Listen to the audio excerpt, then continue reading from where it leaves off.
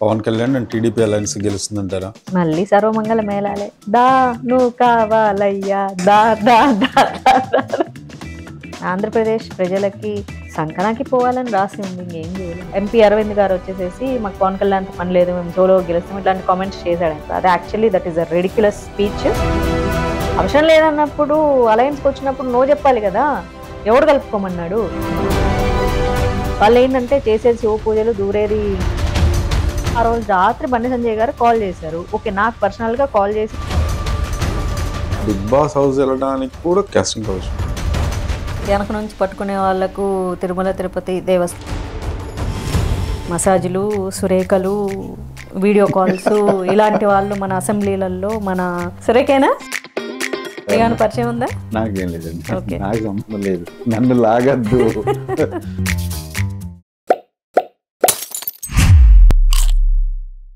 నమస్తే, crunch entertainments కి స్వాగతం, సుస్వాగతం. సో ఏంటి అసలు ఎక్కడ కనిపించకపోవడానికి కారణం ఏంటి ఇన్ని రోజుల నుండి? ఫస్ట్ క్వశ్చన్ అదే. మా ఇంట్లో ఉన్నాను కదా, అందుకే బయట వాళ్ళకి కనిపించట్లేదు.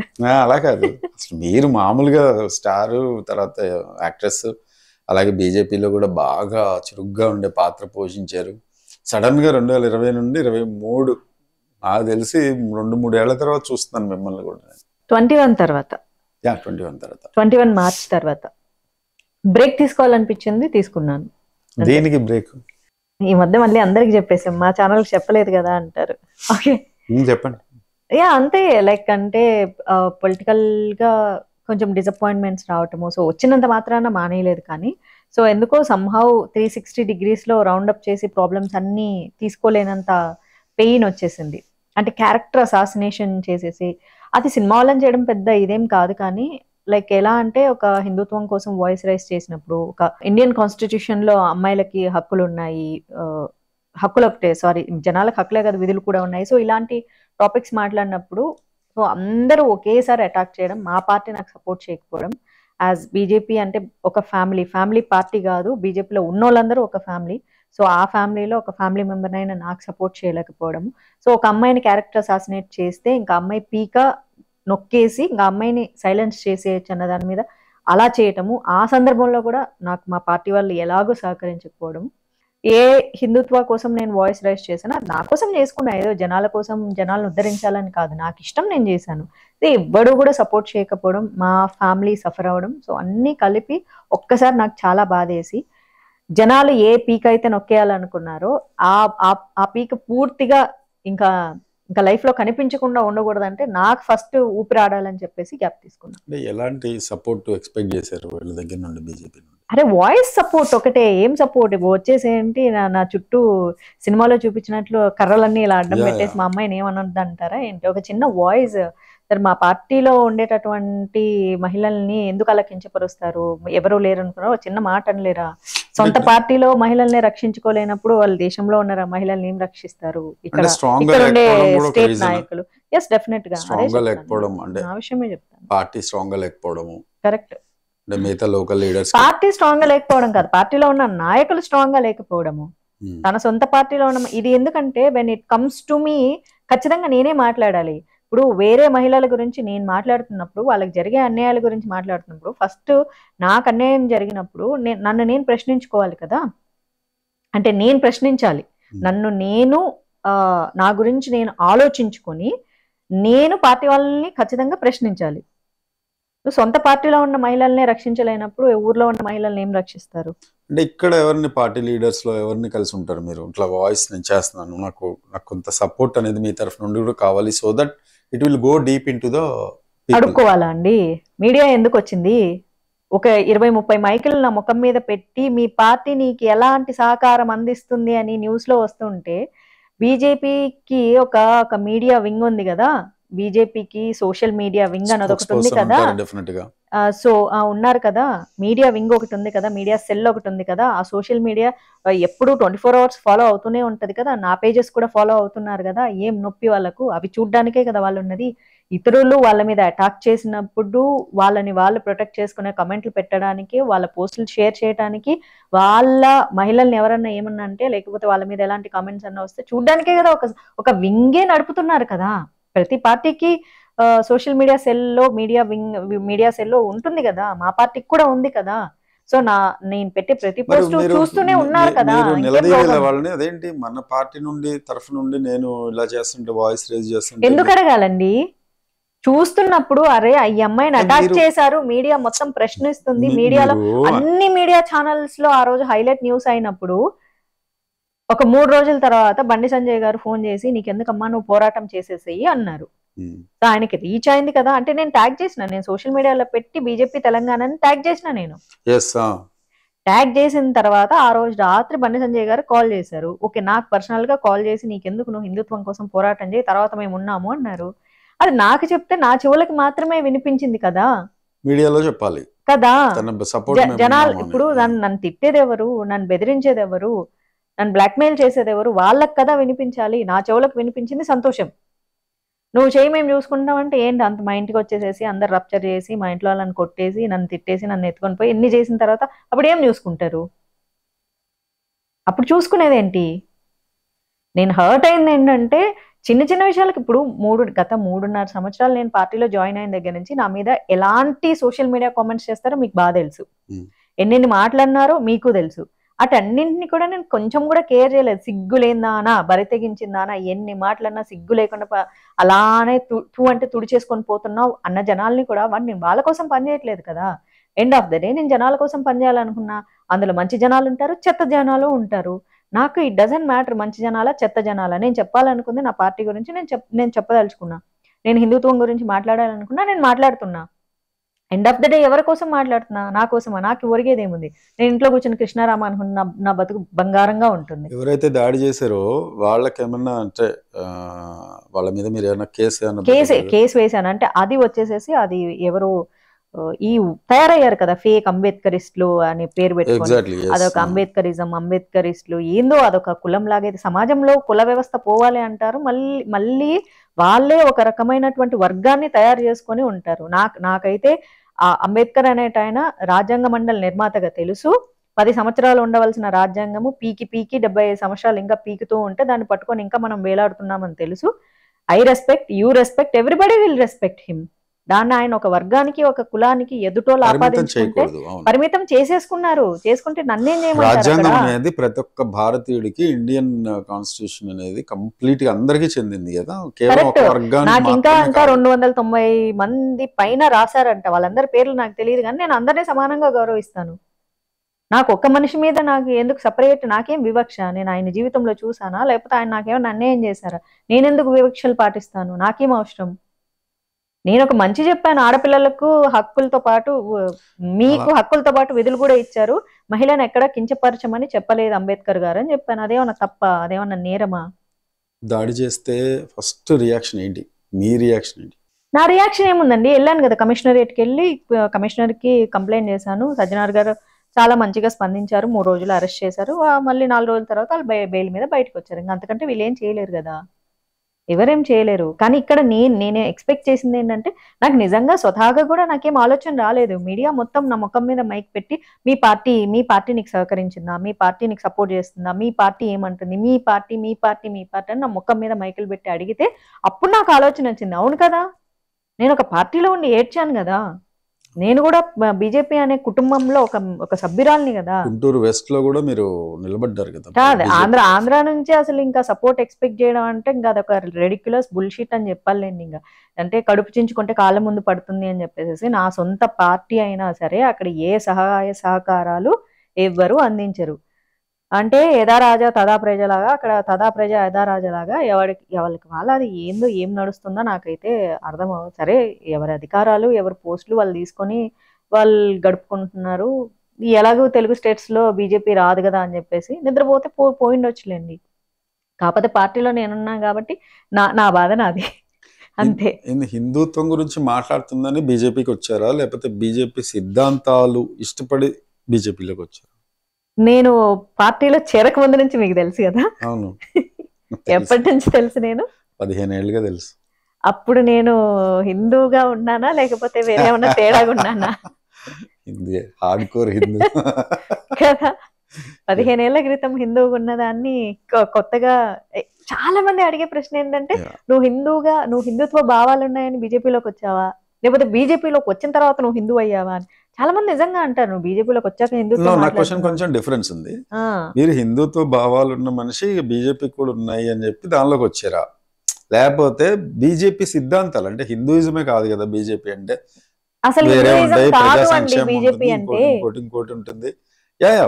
వాళ్ళకి సంబంధించిన ఇవి వాళ్ళకు ఉంటాయి కదా, వాళ్ళ రూల్స్ అండ్ ఒక్క లైన్ లో అందరికి అర్థమయ్యేలాగా అసలు బీజేపీ ఏంటి అంటే, నేషన్ ఫస్ట్, పార్టీ నెక్స్ట్. ఇది ఒక్క సింపుల్ ఎజెండాతో బీజేపీ Slogan, వెళ్తుంటుంది. yes. అది స్లోగన్, జనాలకి ఈజీగా అర్థం అవడానికి. ఈ నేషన్ లో అన్ని వస్తాయి.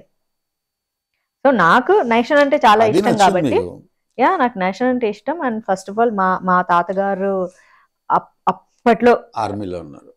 ఆయన ఆర్మీ తర్వాత మళ్ళీ ఏమంటారు దాన్ని, రోడ్ డిపార్ట్మెంట్, ఆర్ఎన్బిలో చేశారు అమ్మ వాళ్ళ నాన్నగారు. సో ఆయన మొదటగా ఆంధ్రప్రదేశ్లో టీడీపీ పెట్టినప్పుడు ఎన్టీఆర్ గారికి ఓటేయడం జరిగింది. తర్వాత నేషనల్గా ఓటేయడానికి మనకు ఆంధ్రప్రదేశ్లో అవకాశం లేదు, కానీ ఆ జనసంఘ్ తర్వాత భారతీయ జనతా పార్టీ ఈ దాంట్లో మేము వినుకుంటూ పెరుక్కుంటూ వచ్చాం. మా ఇంట్లో ఇంకా అవే పొలిటికల్ ఇది ఉంది మీ ఇంట్లో. Yeah. నేను చూసింది ఇంట్లో పచ్చ జెండాలే, ఎల్లో జెండాలే చూస్తూ పెరిగాను. ఎందుకంటే ఆంధ్రప్రదేశ్ రాష్ట్రంలో నా చిన్నప్పుడు ఎక్కడుంది బీజేపీ, లేదు కదా. కాకపోతే మా family anti Congress family. So అది ఇప్పటికీ ఎప్పటి- ఎప్పటికీ అది బ్లడ్ అట్లా మా ఇంట్లో అంతేనా? ఏం చేయలేం. ఓకే మా బ్లడ్ అది. ఓకే. సో మీకు ఇప్పుడు contestant గా మీకు అవకాశం వచ్చుంటే ఉమ్. మీరు ఏం చేసి ఉండేవాళ్ళు, అంటే మీ ఎజెండా ఏమై ఉండేది? ఏ తెలంగాణలో అంటారా? నేను అసలు ప్రయత్నం చేయలేదు కదా, 2 సంవత్సరాల నుంచి గ్యాప్ లో ఉన్నాను కదా. నేను అసలు ఎలాంటి మెయిన్ ఇదే ప్రయత్నం రీజన్ చేయలేదు. గ్యాప్ మెయింటైన్ చేయడానికి కూడా ఎస్, డీప్లీ హర్ట్. చాలా హర్ట్, చాలా హర్ట్ అయ్యాను. అంటే దానికి బిఫోర్ ఏంటంటే నేను స్పోక్స్ అడిగాను, ఇస్తామన్నారు, ఇస్తామని ఇవ్వకుండా కొత్తగా వేరే పార్టీ నుంచి వచ్చిన వాళ్ళకి ఇచ్చారు. అది నేను బాగా హర్ట్ అయ్యాను. అంటే పార్టీలో స్వతహాగా ఉన్న వాళ్ళని వదిలేసేసి ఆ తర్వాత పోనీ వేరే పార్టీ నుంచి వచ్చిన వాళ్ళు ఏనాడన్నా మాట్లాడారంటే, నేను ఏనాడు వెతికితే కూడా మాట్లాడంగా నేను కనలేదు, వినలేదు. కేవలం అలంకారప్రాయమైనటువంటి స్పోక్స్ పర్సన్ ఇచ్చారు. సో నాలెడ్జ్ అని ఉంది వాళ్ళకి అట్లీస్ట్, ఎందుకంటే చాలా మంది ఐ డోంట్ థింక్ అసలు మాట్లాడినా అప్పుడు వాళ్ళకి నాలెడ్జ్ ఉందా లేదా ఎట్లా తెలుస్తుంది? Yeah. మాట్లాడితే నేను వింటే వాళ్ళకి నాలెడ్జ్ ఉందా లేదో నేను చూసి సంతోషిస్తాను. అట్లీస్ట్ అబ్బా మా పార్టీ గురించి మాట్లాడుతున్నారనే ఎవరో ఒకరు. ఇప్పుడు నేను మాధవీలత అనే నాకు ఇది పొగరుతోనూ అహంకారంతో చెప్తుంది కదా, మీకు తెలుసు. నేను మీడియాలో మాట్లాడాలనుకుంటే నాకు అసలు మీడియా 365 days నాకు అవైలబుల్ ఉంటుంది కదా, అవును. ఎప్పుడు సపోర్ట్ చేస్తుంది. నేను ఆనెస్ట్ గా ఒప్పుకుంటాను. నా పార్టీ నాకు సహకరించలేదేమో కానీ మీడియా నాకు ఎప్పుడు సహకరించింది, నా వాయిస్ ఎప్పుడు తీసుకోవడానికి ఇష్టపడింది. డెఫినెట్లీ, ఎందుకంటే మీరు అసలు మూవీస్ లోకి ఎంటర్ అయ్యే ముందు మీరు మీడియా పర్సన్ గా మేమందరం అనుకుంటాం, ఎగ్జాక్ట్లీ. మా మీడియా పర్సన్ తను అని మేము ఫీల్ అవుతాం. సో మా నాకు యాంకర్ మీరు. ప్రత్యేకమైన పోస్ట్ నాకు Yeah, అవసరం yeah, లేదు yes. మాట్లాడడానికి. కాకపోతే ఏంటంటే అధికార ప్రతినిధి అనేది ఇస్తే అధికారికంగా నేను మాట్లాడే మాటల్ని కన్సిడర్ చేస్తారు.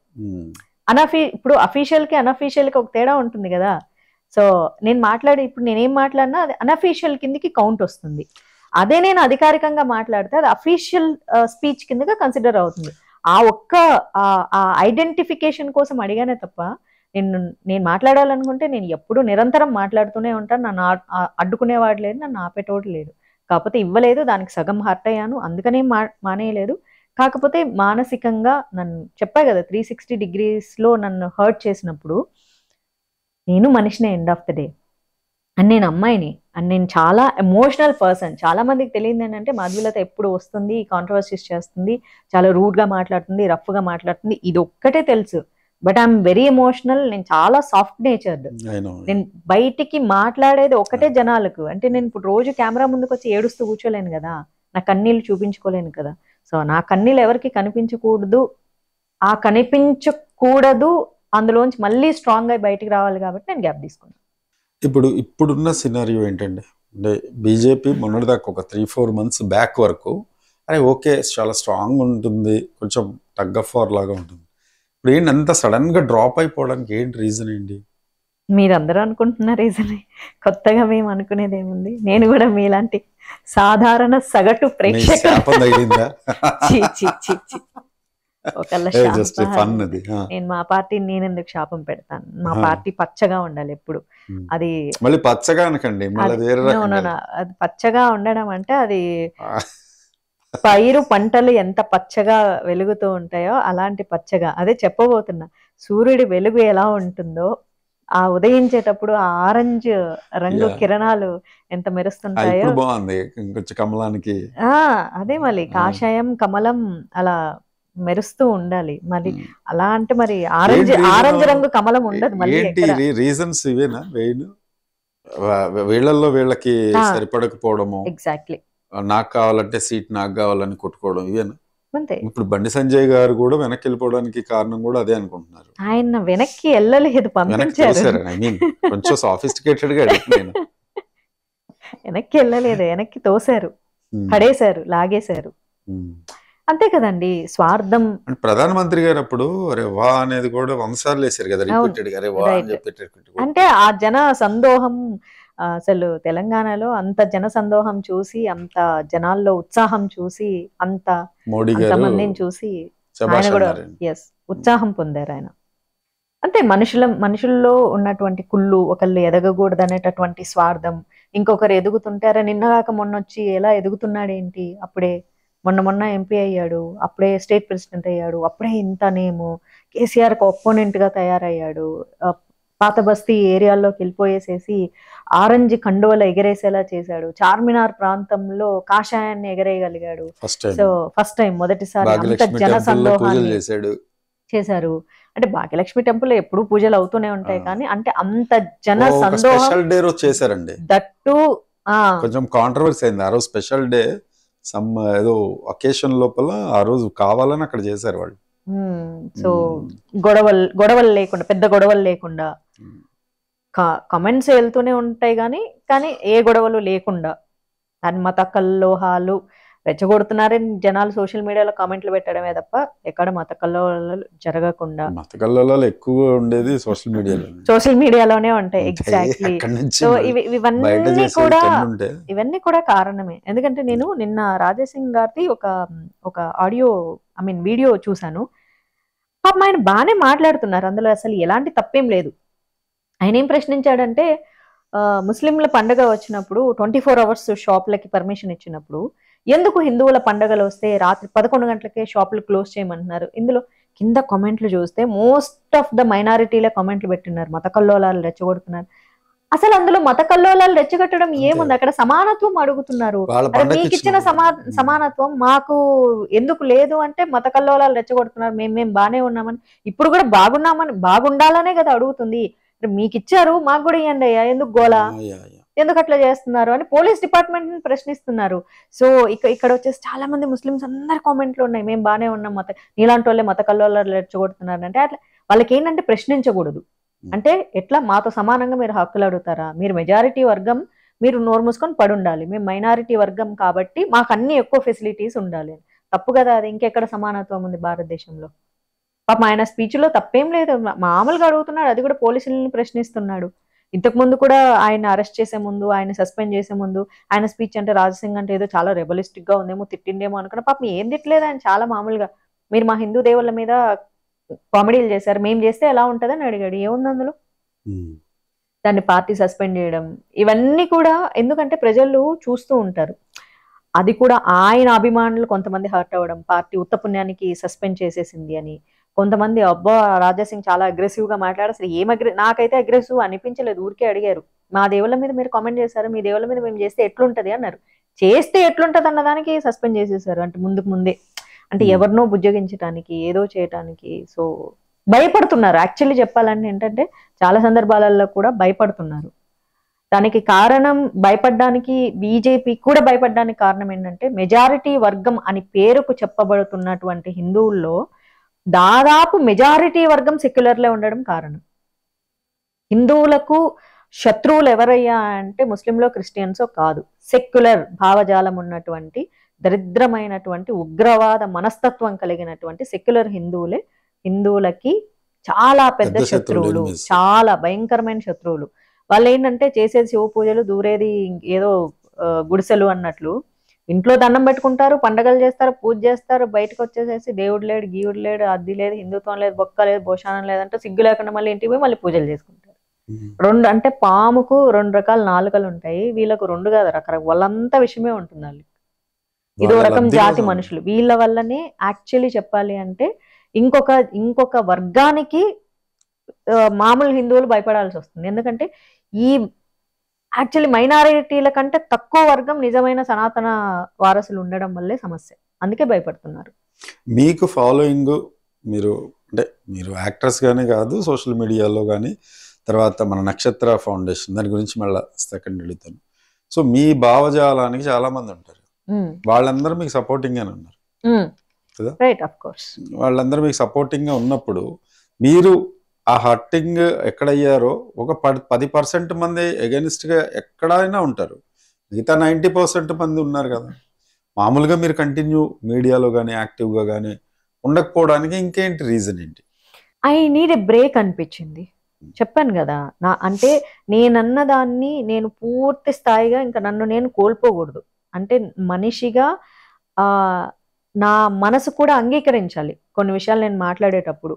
అండ్ నాకు నేను ధైర్యంగా బయటకు వచ్చి మాట్లాడగలగటానికి నాకు మానసిక స్థైర్యం కావాలి. కొన్ని సందర్భాలలో ప్రతి మనిషి లో అయిపోతూనే ఉంటారు.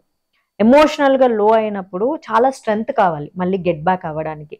పైగా ఆ మూమెంట్లో నేను 2020లో నేను డిప్రెషన్ స్టేట్ ఆఫ్ మోడ్లో ఉన్నా, ఆల్మోస్ట్ డిప్రెషన్ సూసైడల్ టెండెన్సీలోకి వెళ్ళిపోయినప్పుడు నేను సైకాలజిస్ట్ దగ్గరికి వెళ్ళి నేను ట్రీట్మెంట్ తీసుకొని మళ్ళీ నేను గెట్ బ్యాక్ అవుతున్న సందర్భంలో మళ్ళీ దెబ్బ తగిలింది. తగిలిన దెబ్బ మళ్ళీ మళ్ళీ తగిలితే ఏంటంటే నేననే దాన్ని పడిపోతాను. నేను ఆ పడిపోకుండా నేను లేవటానికి నాకు గ్యాప్ కావాల్సి వచ్చింది. ఆ గ్యాప్ తీసుకున్నా, ఆ గ్యాప్ నాకు చాలా బాగా అనిపించింది, ఎందుకో మంచిగా అనిపించింది. చాలా మంచిగా అనిపించిన సందర్భంలో నేను కృష్ణకి కనెక్ట్ అవ్వడం, కృష్ణతో నేను చాలా హ్యాపీగా ఉండటం, అదే కనెక్ట్ అవ్వడం అనే హ్యాపీనెస్ అన్నది 2023 పేజ్ అంతా నేను చాలా సంతోషంగా ఉన్నా. అదే బయటకు రావాలనిపించింది. కనెక్ట్ అవ్వడం అంటే ఇన్ ద సెన్స్ అది అర్థం కాలేదు, నేను ఎక్కడో చూసాను మీది, but I didn't get you. మనం డైరెక్ట్ గా అడుగుదాం అనుకున్నా, ఎట్లా కనెక్ట్ అవ్వడం అంటే ఎట్లా? అది కేవలం కృష్ణ ప్రేమికులకు మాత్రమే తెలుస్తుందండి, ఇంకెవ్వరికీ తెలియదు. అది అర్థం చేసుకోలేరు.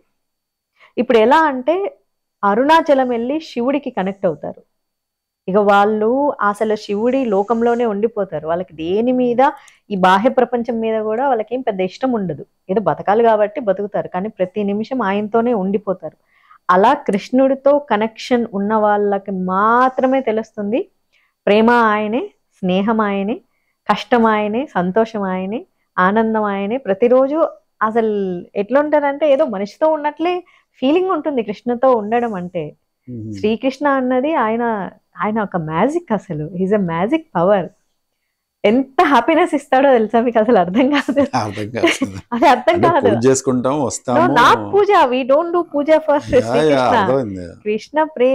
కృష్ణ ప్రేమికులు పూజల్ని ఏం పెద్ద నమ్మరు. దే టాక్, మేము మాట్లాడతాం. అంటే ఏ టైంలో మాట్లాడతారు? ఎనీ టైం మాట్లాడతాం. అర్ధరాత్రి మాకు నిద్ర పట్టక 2 గంటలప్పుడు ఆయనకి మేము మాట్లాడడానికి టైం ఏంటి, మాకు ఎప్పుడు మాట్లాడాలి అనిపిస్తుంటుంది. ఎస్, వింటాడు, అన్నీ వింటాడు, చెప్పాలనుకునే చెప్తాడు. టెలిపతి ప్రోగ్రెస్ ఎట్లా వినిపించదు, అదే చెప్తున్నా. టెలిపతి ఎట్లా రీచ్ అవుతుంది? మీరు నమ్ముతారా టెలిపతిని? మనసులో భావం, ఆన్సర్ అట్లా వస్తుంది. ఎగ్జాక్ట్లీ. అంటే లైఫ్ లో మొదటిసారిగా సంతోషం అంటే ఇలా ఉంటుందా, అరే దేని వల్ల కలగని సంతోషం అది నాకు. నేను మోస్ట్ ఆఫ్ ద టైం 2023లో నేను హ్యాపీగానే ఉన్నాను తెలుసా. ఇప్పుడు కూడా ఆ హ్యాపీనెస్ ఎలా ఉంటుందంటే యూ కాంట్ ఇమాజిన్. ఒక బ్లష్ వస్తుంటుంది, ఆల్ ద టైమ్ స్మైల్ వస్తూనే ఉంటుంది ఫేస్ లో, ఉత్తపుణానికి నవ్వు వస్తుంటుంది. పిచ్చోళ్ళలా కాదు, ఒక ఆనందకరమైనటువంటి నవ్వు వస్తూ ఉంటుంది. ఆయన్ని చూసినప్పుడు చాలా చాలా హ్యాపీనెస్ ఫీలింగ్ కలుగుతుంది, బ్రైట్గా అనిపిస్తుంది, బోర్ కొట్టదు. ఎన్నిసార్లు విన్నా బోర్ కొట్టదు, ఎన్నిసార్లు చూసినా బోర్ కొట్టదు. ఎవరు అనుకోరు, బికాస్ నేను ఈ భావన షేర్ చేసుకునేది అలా భగవంతుడికి కనెక్ట్ అయిన వాళ్ళతోనే షేర్ చేసుకుంటాను. సో వాళ్ళకి అది చాలా చాలా అర్థమవుతుంది. అండ్ నా ఫ్రెండ్స్ అందరికి దాదాపు ఒక 30 మంది వరకు షేర్ చేసుకున్నాను. వాళ్ళకి నా భావన అర్థమైంది అంతే. They are all happy. End of the day నువ్వు హ్యాపీగా ఉన్నావు కదా, మాకు చాలు అని. అందులో 2-3 భగవంతుడికి కనెక్ట్ అయ్యారు కాబట్టి వాళ్ళైతే అసలు ఇంకా దాని ఏమిటంటే ఇమ్మెన్స్ హ్యాపీనెస్ అంటారు కదా, అది that happiness is like infinity to the moon. ఇక మనం అంటే Cloud9 కాదు, ఇంకా బియాండ్ దట్, ఇక టు ద మూన్ అంటున్నాను కదా, లేదా టు ద ఇన్ఫినిటీ. ఫస్ట్ అంటే కనెక్షన్ ఎలా ఏర్పడింది మీకు? మీరు చిన్నప్పటి నుంచి అంటే కృష్ణ భక్తురాలా లేకపోతే ఎట్లా? చిన్నప్పటి నుంచి శివ భక్తురాల్ని. ఓకే. శివకి మా ఇంట్లో బాగా పూజలు చేసేవాళ్ళం. సో దట్ శివ అనే ఆయన ఏంటంటే నాకు దేవుడే, లైక్ ఏ ఫాదర్ ఫిగర్ అన్నట్లు శివ. హైదరాబాద్ వచ్చిన తర్వాత డిగ్రీ చదివే వరకు అలా ఉండేది, కానీ ఫార్మల్గా ఉండేది. ఇంట్లో అమ్మ పూజలు చేస్తూ ఉండేది కాబట్టి, దాంతోపాటు కార్తీక పూర్ణిమ మాత్రం చాలా ఇష్టపడి చేసేదాన్ని. అసలు నాకు ఎంత ఇష్టమైన రోజు అంటే, చాలా అద్భుతమైన రోజు నాకు కార్తీక పూర్ణిమ. ఇప్పటికీ నాకు ఒక కార్తీక పూర్ణిమ రోజు అలా ఎక్కడన్నా ఒక మంచి సముద్ర తీరంలో కూర్చొని ఆ నైట్ అంతా అలా చందమామని చూస్తూ గడిపేసేయాలి. ఆ రోజు చాలా అందంగా ఉంటాడు. అండ్ ఇంకొకటి కార్తీక పూర్ణిమ అనే ఒక ఫీలింగ్ ఉంటుంది చూడు, అది చాలా అద్భుతంగా ఉంటుంది నాకు. పోయేట్టు కూడా కదా, అప్పుడప్పుడు అట్లా వస్తాయి, రాస్తా కవితలు రాస్తా. నేను ఒకటి అడగాలి, గుర్తుపెట్టుకోండి. రెండోది అడుగుతా, రాస్తాను అన్నారు కదా, పోయిటిక్ గా లెటర్ రాశారు కదా మీరు? పోయిటిక్ రాసానా? చాలా రాసే ఉంటాను. పవన్ కళ్యాణ్ రాశారు పోయిటిక్ గా. అది పోయిటిక్ గేమ్ రాయలేదు, అది మామూలుగా. ఏ క్లాస్ లో ఉన్నారు అప్పుడు? That was a letter. Degree first year. అది రాసి జేబులో పెట్టుకున్నారా? అంటే జోబులో కాదు, బుక్ కట్టలేసుకుంటాం కదా, అట్టల వెనకాల పెట్టుకున్నారు. ఇంట్లో మొన్ననే అడిగిన మా అమ్మని, ఆ బుక్ పట్టుకొచ్చి, ఆ బుక్ ఇప్పటికే ఉంది, అది నా డ్రాయింగ్ బుక్. నేను స్కూల్లో డ్రాయింగ్స్ వేసి. పవన్ కళ్యాణ్ కి రాసిన లెటర్ కూడా ఉందా? అదే అడిగిన మొన్న, లేదు అట్ట తీస్తే మా ఏం చేసినా అంటే, తీసేసే ఉంటాను, అలాంటివన్నీ పెట్టుకుంటే ఉంచుతామా ఏంటి అనింది. అది పవన్ కళ్యాణ్కి రాశాను అనుకుంది, ఎవరికి రాశాను అనుకుందా మా అమ్మ, మరి తీసేసి. రాసేటప్పుడు తెలిసి ఉండదు, మీడియాలో కూడా పాపులర్ అవుతుంది విషయం. అది ఎట్లా తెలుస్తుందండి? నేను డిగ్రీ ఫస్ట్ ఇయర్ లో ఉన్నప్పుడు రాసుకున్నాను కదా, అసలు ఐడియా లేదు. మీరు తమిళ్లోకి ఎట్లా వెళ్ళారు? తమిళ్లో అవకాశం ఎలా వచ్చింది? అంటే మామూలుగా ఫ్లైట్ ఎక్కి వెళ్ళానండి హైదరాబాద్. అది అవును, ఫ్లైట్ ఇస్తారు మీకు జనరల్ గా, లంచ్ కూడా చేసి వెళ్ళుంటారు. అయితే ఏంటి అక్కడ విశాల్ తో అంటే విశాల్ కనెక్షన్? నో, అందులో నేను సతీష్ కి పేరుగా చేశాను. సో సతీష్ అని నాకు తెలుసు, ఆ యాక్టర్ నాకు. సో హీ నోస్ మీ అనమాట. ఫిల్మ్ ఫేర్ హైదరాబాద్లో అయినప్పుడు మేము కలిసిన్నాము. సో ఒక మంచి రోల్ ఉంది, చేస్తావా అన్నారు. యా అన్నాను. సరే, కో డైరెక్టర్ హైదరాబాద్లో ఉన్నారు, ఆయన వచ్చి స్టోరీ చెప్తారన్నారు. సో కో డైరెక్టర్ వచ్చి స్టోరీ చెప్పాడు. ఓకే, బాగానే ఉంది అన్నాను. వాళ్ళ మేనేజర్ ఫోన్ చేశాడు, రెమ్యునరేషన్ ఏదో మనకు నచ్చినంత చెప్పేశాం. వాళ్ళు అనకుండా సరే అనేసారు. ఇదేదో భలే ఉంది అంతే. అంత హార్డ్లీ 2 days లో జరిగిపోయింది అది. 2 days లో షూట్ మొత్తం అయిపోయింది? No 20 days shoot. ఈ స్టోరీ అంటే ఫస్ట్ సతీష్ కాల్ చేయటం, తర్వాత వాళ్ళ కో డైరెక్టర్ ఈవినింగ్ వచ్చి స్టోరీ చెప్పటము, తర్వాత కో డైరెక్టర్ వెళ్ళిపోయాక మేనేజర్ కాల్ చేయడం, నేను రెమ్యునరేషన్ అడగడం, నెక్స్ట్ డే మేనేజర్ ఆ రెమ్యునరేషన్ ఓకే అనడం, అయిపోయింది, డన్. ఏంటి మరి అసలు అంటే అటు తమిళ లోపల కూడా మరి ఫాస్ట్ గా ఛాన్సెస్ కానీ అవి కానీ ఇప్పుడు ఎలా వచ్చిందో ఆపర్చునిటీ, అట్లా తర్వాత మళ్ళీ మీరు చేయలేకపోయారా? లేకపోతే మీరే ఫోన్లు చేసి వాళ్ళతో కాంటాక్ట్లో లేకుండా వస్తే వచ్చింది లేకపోతే లేదన్నట్టుకున్నారా? అంటే నేను సినిమా ఇండస్ట్రీకి సెట్ అయ్యే నేచర్ కాదు నాది. ఎందుకంటే ఎలా చేశారు 15 సినిమాలు? ఏదో మీలాంటి స్నేహితులు ఉండడం వల్ల చేయాల్సి వచ్చింది. అయ్యో పాపం మాధవిని హీరోయిన్ గా పెట్టుకుందాము. స్మార్ట్ ఆన్సర్ కాదు, నేను చేసిన మోస్ట్ ఆఫ్ ద మూవీస్ అందరూ లేకుండా అయితే ఉండరు, అందరూ దరిద్రులు ఉండరు. ఎగ్జాక్ట్లీ, అది కరెక్టే, మీరు చెప్పిన పాయింట్ కరెక్టే. కానీ 15 సినిమాలు చేశారు మీరు. అవును, మీకు ఎక్కడ డిస్టర్బెన్స్ అయితే ఇక్కడ రాలా? లేదు, డిస్టర్బెన్స్ రానోళ్లే నాకు కాల్ చేసి నన్ను హీరోయిన్ గా పెట్టుకున్నారు. అందరు అంటే సినిమా మంచిగా చెయ్యాలి, మంచి సినిమాలు చేయాలి, మంచి స్టోరీలు చేయాలి అనుకున్న వాళ్ళే నన్ను క్యాస్ట్ చేసుకున్నారు అంతే. వాళ్ళు అంటే ఫ్రెండ్లీ. ఇంతవరకు నాతో సినిమాలు చేసిన ఎవరెవరైతే చేశారో నాకు ఎవరితో ఇష్యూలు లేవు. అందరూ మంచిగా ఉండరు, ఇప్పటికీ కూడా మాట్లాడతారు. ఇష్యూస్ ఉంటే మాట్లాడరు కదా. ఇష్యూ వేరే రకంగా ఉన్నోళ్ళు మాట్లాడరు. వేరే రకంగా అంటే అంటే ఇఫ్ దే నీడ్ సంథింగ్ అన్నోళ్ళు మాట్లాడరు. సో రిమైనింగ్ అందరూ మాట్లాడతారు నాతో. ఇది వరకు సినిమాల ఇది అనేది కొంత ఇంతే, మూవీస్ లోకి వెళ్ళాలి అని అంటే ఇంతే అరీనా ఉండేది, ఆ అరీనాలోకి వెళ్ళగలిగిన వాళ్ళు వెళ్ళారు, లేకపోతే ఇమ్మడి లేక బయటకు వచ్చిన వాళ్ళు ఉన్నారు. కానీ ఇప్పుడు వ్యాస్ట్ అయితే అంటే లైక్ డిజిటల్ మీడియా వచ్చింది, డిజిటల్ మీడియాలో మళ్ళీ వెబ్ సిరీస్లని, అసలు కొంతమంది యాక్టర్స్ ఒక పాపులర్గా ఉన్న ఇలాంటి ఆర్టిస్టులు హీరోయిన్స్గా చేసిన వాళ్ళు కూడా పాపులారిటీ అనేది ఉంది. అంటే మీరు అటు ప్రయత్నం చేయట్లేదా, మీకు ఇంట్రెస్ట్ లేదా, లేకపోతే గతం తాలూకా ఇది ఇలాగే ఉంటుంది అని చెప్పి నిరాసక్తత మూడట్లేదు? నాకు నేను అసలు ఏది ఆలోచించనండి.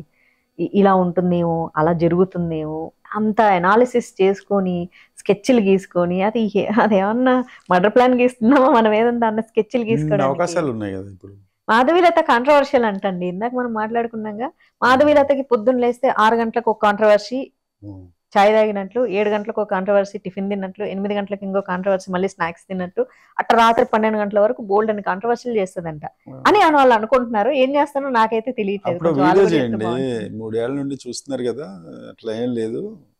అంటే ఇప్పుడు మాట్లాడితే కాంట్రవర్సీ అని అనుకుంటే ఎట్లా, అంటే ఏ కాంట్రవర్సీ చేశారు మీరు అంతగా? ఈ భారతదేశంలో దేశం ధర్మం ఈ రెండు మాట్లాడితే భయంకరమైన కాంట్రవర్సీ. ఓకే, మాట్లాడకూడదు. థూ అంటే తుడి చేసుకొని పోవాలి, చీ అంటే మౌనంగా ఉండాలి, కుళ్ళు జోకులు వేస్తే నవ్వాలి, ఇంకా అంతే. ఇట్లా నిజాలు అసలు బయటికి మాట్లాడకూడదు.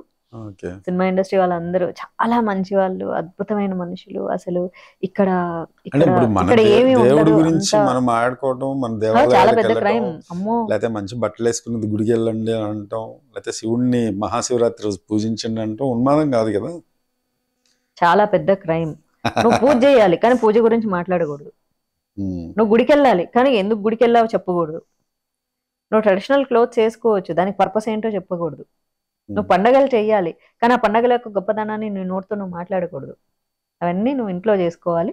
ఏదో ఎప్పుడో ఒకసారి అనుకోకుండా తెలియకుండా అలా ఫోటోలలో క్లిక్ అంటే మా ఇంట్లో పండగ బాగా చేసుకుంటున్నాం, ఏ హ్యాపీ దివాలి అని చెప్పాలి, అంతే. That's it. ఇక్కడ అందరూ చాలా మంచి వాళ్ళు, అద్భుతమైన మనుషులు. అసలు నా ఊహలో కూడా నేను వేరే రకంగా ఆడపిల్లల్ని తక్కువగా చూసేటటువంటి మనిషిని కలలో కూడా చూడలేదు నేనని చెప్పేసి చాలా ప్రైస్ చేయాలి. ఇక్కడ చేస్తే అప్పుడు అలా అంటే ఉత్తగా ఫిజికల్గా అలా ప్రైస్ చేయాలి. సో అంతే, ఇక మీకు తెలుసు. అందుకే మన ప్రేక్షకులకు కూడా తెలియాలని మిమ్మల్ని అడుగుతున్నాయి. ప్రేక్షకులకు నక్షత్ర ఫౌండేషన్ అని మాధవీలత గారు ఒకటి పెట్టారనమాట. అదేంటంటే నేను కూడా విజిట్ చేశాను ఇంతకు ముందు. వృద్ధులకి అంటే ఓల్డ్ ఏజ్ హోమ్ లోపల, నాట్ ఓన్లీ ఓల్డ్ ఏజ్, మీరు వచ్చింది రెండింటికి వచ్చారు, బ్లడ్ డొనేషన్ క్యాంప్ కి వచ్చారు, ఓల్డ్ ఏజ్ హోమ్ కి వచ్చారు. వీటితో పాటు ఈ సేవా కార్యక్రమాలు చేస్తుంటారు. ప్లస్ దాని లోపల నేను చూసింది ఏంటంటే కొంతమంది లిటరల్ గా వాళ్ళ మదర్ని ఒక 72 ఇయర్స్ అయినాయి అని చెప్పేసి ఆవిడని తీసుకొచ్చి ఊరు నుండి హైదరాబాద్లో అట్లా వదిలేసి వెళ్ళిపోయిన వాళ్ళు కూడా ఉన్నారు. వాళ్ళని తీసుకొచ్చి ఆ ఫౌండేషన్ త్రూ వేరే దానిలో జాయిన్ చేయించి వాళ్ళని అప్పుడప్పుడు వాళ్ళని చూసుకుంటూ వాళ్ళకి నీడీ ఏమన్నా హెల్ప్ కావాలనుకున్న ఆర్గనైజేషన్ వాళ్ళు కాల్ చేసి నక్షత్ర ఫౌండేషన్కి చాలా చేశారు. సో ఇజంట్ ఇట్, ఇంకా అది కంటిన్యూ చేస్తున్నారు. ఈ పార్ట్ స్కిప్ కొట్టేసేస్తారు, అది అవసరం లేదు జనాలకి. ఇది స్కిప్ చేస్తారు. ఎందుకంటే నేను ఏదన్నా ఒక పోస్ట్ పెట్టాను అనుకో, ఏదైనా పొలిటికల్ గా మాట్లాడి పెట్టాను అనుకో, దాన్ని 1000 మంది చూస్తారు. నా ఫోటో పెట్టాను అనుకో, ఒక 100 కామెంట్లు పెడతారు. సోషల్ సర్వీస్ గురించి పెట్టాను అనుకో, హార్డ్లీ బిలీవ్ మీ 10 లైకులు ఉంటాయి, ఒక్క కామెంట్ ఉంటది. మళ్ళీ దాని తర్వాత వేరే ఫోటో పెడితే నీ ఫోటో వల్ల దేశానికి ఏమైనా ఉపయోగం ఉందా, సమాజ సేవ ఏదైనా చేసి ఏడవచ్చుగా అంటారు. నాకు ఏమనిపిస్తుంది అంటే, చెత్త నా కొడుకులారా, సమాజ సేవకు సంబంధించి చేసినాం రా అని పోస్ట్ పెడితే ఒక్క లైక్ కూడా కొట్టి ఒక్క కామెంట్ కూడా కొట్టారు. మళ్ళీ దాని మీద నెగిటివ్ కామెంట్ అయితే బోలేడంత పెడతారు. సమాజ సేవ నువ్వు చేసేది మూసుకొని సీక్రెట్ గా చేయాలి, నువ్వు ఈ చేతితో ఇచ్చిన దానం ఈ చేతికి కూడా తెలియకూడదు, నువ్వు సేవ చేసేది ఎందుకు పబ్లిసిటీ చేసుకుంటావు, నోటికొచ్చిన మాటలన్నీ మాట్లాడతావు. మళ్ళీ ఏమో నువ్వేం బీగుతున్నావు సమాజానికి అంటారు. అరే నేను చెప్తేనేమో చెప్పినా అంటారా, చెప్పకపోతే నువ్వేం బీకినావు అంటారు. చెప్తేనే కదా తెలిసేది. నీ మేకప్ అయ్యే ఖర్చు ఎవరికన్నా పెట్టవచ్చు కదా అంటున్నాడు, ఏదో వీడు వచ్చి నాకు కొనిపెట్టినట్టు. అదొకటి ఉంటదండి. తర్వాత ఇంకోటి కూడా ఉంటది, మీరు ఏది మాట్లాడినా ఇక్కడ రైతుల్ని ఇన్వాల్వ్ చేస్తున్నారు. అసలు రైతుల అసలు మీరు ఆ సినిమా గురించి చెప్పండి. ప్రతి మీకు సపోజ్ బోళా శంకర్ నచ్చింది పొరపాటున జైలర్ సినిమా, అరే చూసాను భలే ఉందంటే ఈ చెప్పే బదులు రైతులకు ఏమైనా చేయొచ్చు కదా, రైతు అక్కడ దిక్కు లేకుండా ఫుడ్ లేకుండా కరెక్టే, దానికి చేయాల్సింది ఎవరు? నేను ఆల్రెడీ క్లాస్ నో ఇది కూడా నేను పెట్టా. అరే ప్రతి దానికి రైతుని తీసుకొచ్చి పెడతారంటే నీకేం తెలుసు రైతు విలువ, నువ్వు రైతుల గురించి చెప్పు తీసుకొని కొడతా కొడుకుల రైతుల గురించి నాకు తెలియదని చెప్తే ఈ కమెంట్ చేసేటోడు వీడు ఏనాడన్న రైతులకు విలువిచ్చాడా? పోని వీడు తినే అన్నంకి విలువిస్తున్నాడా? వీడు తినే అన్నం మెతుక్కి వీడి కోపం వస్తే పళ్ళ మిసిరి కొట్టే మొహాలు వీళ్ళు. మళ్ళీ వీళ్ళు రైతుల గురించి మాట్లాడతారు, అన్నం గురించి మాట్లాడతారు, రైతులు పండించే విలువ గురించి మళ్ళీ వీళ్ళు మాట్లాడతారు. రైతులకు చట్టాలు చేస్తే ఈనా కొడుకులే రెఫ్యూజ్ చేశారు. రైతులకి కావలసినంత డబ్బులు వచ్చేలాగా మీ ధరని మీరే ఫిక్స్ చేసుకోండి అని ప్రభుత్వం ఏదైతే కొత్త చట్టం పార్లమెంట్ లో చేస్తే ఏ పోరంబోకు ఏ ఖలిస్తానీ వెధవలందరికీ సపోర్ట్ చేసి ఆఖరికి ఆ రైతు చట్టాలు ఎన్నో సంవత్సరాలు కలలుగన్న రైతు చట్టాలు నాకే వెనక్కి తీసుకునేలాగా కామెంట్లు చేసి ఖలిస్తానీ ఎదవాళ్ళకి సపోర్ట్ చేసిన వీళ్ళు మళ్ళీ రైతుల గురించి మాట్లాడతారు. వీళ్ళు మళ్ళీ సోషల్ ఆర్మీ వాళ్ళ గురించి నాలెడ్జ్ ఉండి చేసే కామెంట్స్ కాదండి. డెఫినెట్ గా రైతులు బాగుండాలనేటోడు ఫస్ట్ ఆఫ్ ఆల్ రైతుకు కావాల్సినటువంటిది రైతు దగ్గర కొనాలనుకున్నప్పుడు రైతు చట్టాలు ప్రభుత్వాలు ఏవైతే ప్రవేశపెట్టినప్పుడు దానికి మూసుకొని సపోర్ట్ చేస్తారు. ఎందుకంటే రైతు బాగుపడాలంటే ప్రభుత్వ విధానాలు బాగుండాలి, ప్రభుత్వంలో చట్టాలు రావాలి, అంతే తప్ప ఇప్పుడు నువ్వు వచ్చి కామెంట్ పెడతాడు, ఆ కామెంట్ పెట్టే నా కొడుకు కూడా వాడి జీవితంలో రైతు అనేవాడికి విలువ కూడా ఇచ్చి ఉండడు. రైతు గురించి ఆలోచించి మీరు అన్నట్లు ఓ సినిమా గురించి మాట్లాడు, ఇంకోటి మాట్లాడు, రైతు గురించి తీసుకోవచ్చు. ఏదో వీడొక్కడికే రైతు గురించి చాలా చాలా అసలు గౌరవం ఉన్నట్లు, ఇక్కడ మనకి ఏదో పెద్ద లేనట్లు, మనం ఏదో రోజు తినే అన్నాన్ని విసిరిగొడుతున్నట్లు, ఇక వీడొక్కడే అన్నాన్ని కాపాడుతున్నట్లు అన్ని వీడే చేస్తాడు. ఓవర్ యాక్షన్ చేసేవాళ్ళు వింగు కంపల్సరీ ఉంటుందండి ఓ చోట. ఎగ్జాక్ట్లీ. ఫుడ్ విలువ తెలిసింది మనము. ఫుడ్ తినేటప్పుడు ఆ ఫుడ్ కి ఎంత గౌరవం ఇవ్వాలో అంత గౌరవం ఇచ్చేది మనం. సనాతన ధర్మం ఫాలో అయ్యే ప్రతి ఒక్కరు తినే ప్రతి అన్నం మెతుకుకి కృతజ్ఞతలు తెలిపే తింటారు కదా. సనాతన ధర్మంలో ఎగ్జాక్ట్లీ అన్నం పరబ్రహ్మ స్వరూపం కదా. డెఫినెట్ గా we will give the value, respect. ఏమన్నా చేయి, బట్టలు కొనుక్కునే బదులు రైతుకి హెల్ప్ చేయొచ్చు కదంటే. వీడేం చేస్తున్నాడు? ఇంటర్నెట్ వేయించుకునే డబ్బులకి హెల్ప్ చేయొచ్చు కదా పోయి. మరి నేను మొన్న అదే సెలబ్రిటీస్ మీద ఎందుకు పడతారు అనేది నాకు అర్థం కాదండి. First of all Sampoornesh Babu Chiranjeevi corona అప్పుడు ఒకటి చూసాం. సంపూర్ణేష్ బాబు ఏం చేశాడంటే వాళ్ళ అమ్మాయికి ఊళ్ళోకి ఎవరికో ఆయన ఏమీ చేయలే, ఆయన జస్ట్ ఇట్లా అల్లి వాళ్ళ అమ్మాయికి ఏదో ఏదో చేశాడు గోల్డ్ తోటి, తన గోల్డ్ స్మిత్ కాబట్టి స్వతహా. చిరంజీవి గారు ఏదో వాళ్ళ అమ్మ కోసం వంట చేసి ఇది చేశారు. సంపూర్ణేష్ బాబు చూడు, ఆయన చూసి నేర్చుకో, నువ్వు మెగాస్టార్ అయ్యావు, నువ్వు ఏం చేస్తున్నావు ఏంటి. ఆయన మొత్తం అసలు చిత్రపురి కాలనీ వాళ్ళకి కరోనా టైం లోపల ఎంత హెల్ప్ చేయాలో అంత హెల్ప్ చేశాడు ఆయన. అంటే మాట్లాడే వాళ్ళు చేయరు, జస్ట్ చేసే వాళ్ళ కామెంట్స్ మాత్రం చేస్తుంటారు. అది అర్థం కాని పాయింట్. సో అంటే చిరంజీవి గారు పిఆర్ ని పెట్టుకోలేదన్నమాట. ఇప్పుడు సోను సూద్ గారికి ఏంటంటే పిఆర్ వర్క్ బాగా జరిగింది టు బి ఆనెస్ట్లీ చెప్పాలంటే. ముంబైలో పిఆర్ ఏజెన్సీలు చాలా బాగా పనిచేస్తాయి. అంటే ఎలా అంటే సల్మాన్ ఖాన్ ఆ జింకని చంపడం దగ్గర నుంచి రోడ్లో జనాల్ని ఎక్కించడం వరకు అదంతా పోయి ఈరోజు సల్మాన్ బాయ్ ఎలా అయ్యాడు, దాని వెనక పిఆర్ ఏజెన్సీ ఎంత పనిచేసింది. బీయింగ్ హ్యూమన్ అనే ఒక బ్రాండ్ లాంచ్ చేసి లాంచ్ చేసి అసలు సల్మాన్ ఖాన్ ఇలా డబ్బులు ఇస్తూ ఉంటే ఎవరో రోడ్డు మీద షూట్ చేసినట్టు అదంతా పిఆర్ ఏజెన్సీ డ్రామాలే. మనకి తెలీదా? పిఆర్ ఏజెన్సీకి డబ్బులు ఇస్తే పిఆర్ ఏజెన్సీ బైకుల మీద ఫాలో అవుతుంది వాళ్ళ ఎంప్లాయీస్ ని పెట్టి. మీకు పెడితే ఏం చేస్తుంది అంటే, మీరు ఎవడో మీ దగ్గరికి ఒక అడుగు తినే వాడు వస్తే ఆడికి మీరు జోబులోంచి ఇట్లా తీసి డబ్బులని తీస్తుంటే ఎవడో తెలియని రోడ్ లో మొబైల్లో షూట్ చేసినట్లు ఆడు మొబైల్లో షూట్ చేసేసి ఏదో దాంట్లో జూమ్ చేసినట్లు మొత్తం పిఆర్ ఏజెన్సీ చేసేటటువంటి అన్ని పిఆర్ ఏజెన్సీకి డబ్బులు పే చేస్తారు కదా, 1 కోటో 2 కోట్లు పే చేశారు. అప్పుడు చిరంజీవి గారు తెలుగు స్టార్స్ మిగతా వాళ్ళు హెల్ప్ చేసే వాళ్ళకి కానీ నిజంగా వాళ్ళకి కావాలని అనుకోరు. ఎందుకంటే ఇందులో పేరు వచ్చింది, అదే హ్యాపీ నాకు, నేను చేసేది చెయ్యాలి లేకపోతే ఇంకోటి అని నేను విన్నాను. ఆయన చాలా సార్లు ఆయన మాట చెప్తుండడం కూడా నేను మా పిఆర్ టీమ్ లో మా మీడియా టీమ్ లో. మీరు ఏమన్నా చేయండి, నేను ఒక మాట చెప్పనా అండి, మీరు ఏమన్నా చేయండి చిరంజీవి మీదే పడతారు. ఎందుకంటే స్వతహాగా ఎదిగాడు కదా, వెనకాల వారసత్వాలతో రాలేదు కదా. ఇప్పుడు వాళ్ళ కుటుంబం ఏం జరిగినా సరే వాళ్ళ కుటుంబం అంతా ఏదో ఫంక్షన్ కి చక్కగా కలుస్తారు. వేరే వీళ్ళు చెప్పుకునే సోకాల్డ్ ఫ్యామిలీలు ఏ ఫ్యామిలీలు కలవవు. ఎట్ ద సేమ్ టైం వీళ్ళు చెప్పుకునే అసలు కరోనాలో సహాయం చేసింది చిరంజీవి, మిగిలిన ఏ సోకాల్డ్ ఫ్యామిలీలు వారసత్వ ఫ్యామిలీలు ఎవ్వడు చేయలే. అయినా సరే వాళ్ళని ఏమీ అనరు. ఎప్పుడైనా సరే కాసే కాసే చెట్టుకే రాళ్ళ దెబ్బలు. కాబట్టి మంచిదే, ఒక వ్యక్తిని విమర్శిస్తున్నారు, పళ్ళిచ్చే చెట్టుకే రాళ్ళ దెబ్బలు. ఒక వ్యక్తిని విమర్శిస్తున్నారంటే ఆ వ్యక్తి ఎదుగుతున్నాడని అర్థం. నేను కూడా అదే తీసుకుంటాను, సింపుల్ లాజిక్. ఇప్పుడు పవన్ కళ్యాణ్ గారు బీజేపీ రెండు అలయన్సే కదా. ఇప్పుడు ఏంటండి, ఎప్పుడు అలయన్సే అంటే 2019లోనే అయింది అధికారికంగా. ఇప్పుడు మనకి అధికారికంగా ఏంటి 2019లో అధికారికంగా అయింది, తెలంగాణలో అయింది. తెలంగాణలో యాక్చువల్లీ అన్ని రకాలుగా కలిసే ఏంటంటే ఓట్లు ఇప్పుడు ఆంధ్రాలో అంటే మనకి కొంత అర్థమవుతుంది, ఓకే ఓట్లు. నో అండి, నేను చెప్తాను. యాక్చువల్లీ ఏంటంటే అలయన్స్ అంటే అలయన్స్, అది ఆంధ్రాలో సపరేటు, తెలంగాణలో సపరేటు, లేకపోతే కర్ణాటకలో సపరేట్, ఇట్లా ఉండదు. BJP is a national party. Once is alliance, alliance is alliance. అయితే ఏం జరిగిందంటే ఇక్కడ ఎమ్మెల్సీ ఎలక్షన్స్ జరిగేటప్పుడు ఏదో జనసేనకు సంబంధించిన వాళ్ళు బీజేపీ పార్టీ ఆఫీస్కి వచ్చినప్పుడు వాళ్ళు ఏదో పెద్ద కేర్ చేయలేదంట. పైగా ఎంపీ అరవింద్ గారు వచ్చేసేసి మాకు పవన్ కళ్యాణ్తో పని లేదు, మేము సోలో గెలుస్తాం, ఇట్లాంటి కామెంట్స్ చేశాడండి, నేను చూశాను. అది ఏదో టీవీకి ఇంటర్వ్యూ ఇస్తున్నప్పుడు. అది actually that is a ridiculous speech, irrelevant speech. అది ఒక రకంగా పవన్ కళ్యాణ్ అవమానించినట్లే. అరవింద్ గారు మాకు అవసరం లేదు మా బీజేపీ సోలో అని. అవసరం లేదన్నప్పుడు అలయన్స్కి వచ్చినప్పుడు నో చెప్పాలి కదా, ఎవడు కలుపుకోమన్నాడు?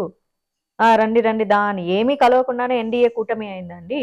అన్ని పార్టీలు, రకరకాల పార్టీలు సిద్ధాంతాలకు ఏకమైనప్పుడు, కలిసిన వాళ్ళని మాకు ఉంటే ఏంటి ఊడితే ఏంటి అనే కమెంట్లు చేయకూడదు. దట్టు ఒక అధికారికంగా ఒక పదవి పోషిస్తూ పబ్లిక్ ఆఫీస్ మెయింటైన్ చేస్తూ ఎంపీ అనే పదవిలో ఉండి పక్కనుండి పవన్ కళ్యాణ్ గారి పార్టీ ఆల్రెడీ అలయన్స్ లో ఉంటే మాకు ఎవరి సపోర్ట్ అవసరం లేదు, పవన్ కళ్యాణ్ పేరు అక్కర్లేదు, సపోర్ట్ అక్కర్లేదు ఎవడు చెప్పాడు?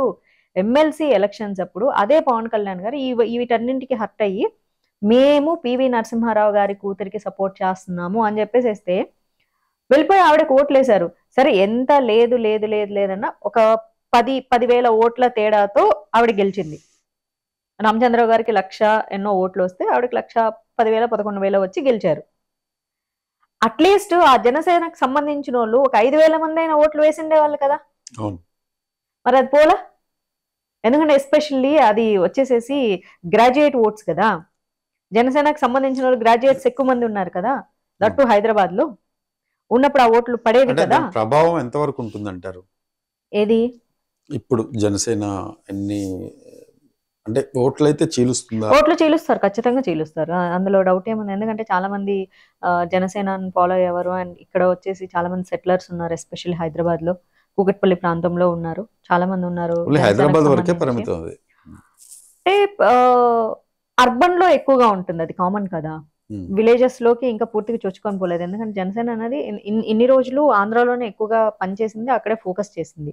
ఇక్కడ పనిచేయడం కానీ ఫోకస్ చేయడం కానీ ఏమీ చేయలేదు. సో ఇప్పుడు కిషన్ రెడ్డి గారు వచ్చిన తర్వాత మళ్ళీ కలుపుకున్నారు. మరి రియలైజేషన్ వచ్చిందేమో ఆ రోజు అట్లా అనకుండా ఉండాల్సింది అని చెప్పేసి.